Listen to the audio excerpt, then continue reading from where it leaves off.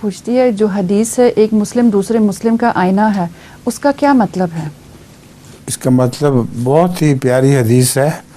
इसको जवामे और कलम कहते हैं। इसके बहुत से माने हैं।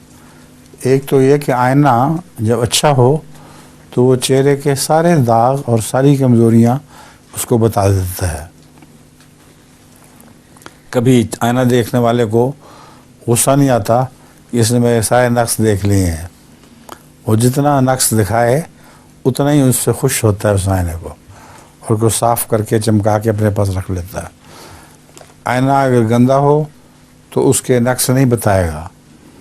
दूसरे आईने में खूबी ये है कि एक आदमी देखकर जब उसको छोड़ देता है, कोई दूसरा आदमी उठाए तो उसको पहले आदमी की कोई नक्स भी उस पर दिखाई नहीं देता, वो ख़त्म हो चुका होता है। तो मोमिन एक दूसरे का आईना होता है। इसका मतलब ये है कि वो ख़ुद तो कमज़ोरियाँ बता देता है लेकिन दूसरे को नहीं बताता, वो अपने दिल में रखता है।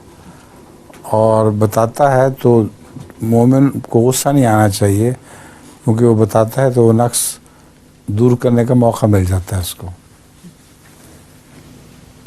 मैंने वो लतीफ़े की जगह एक नज़म याद की। नज़म है जी, सुना दें।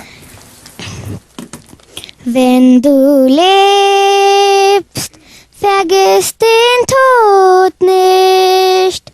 Wenn du stirbst, denk an dein Leben. Wenn du stehst, lerne zu fallen. Frag, was ist von mir geblieben. La ilaha illallah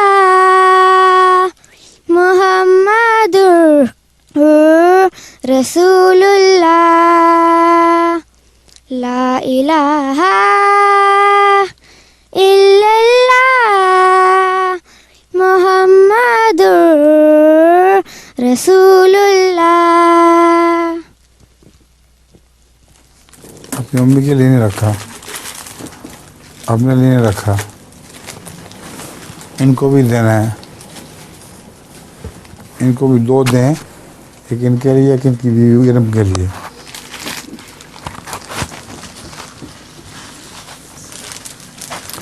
और उस सामने वाले हैं उनके लिए।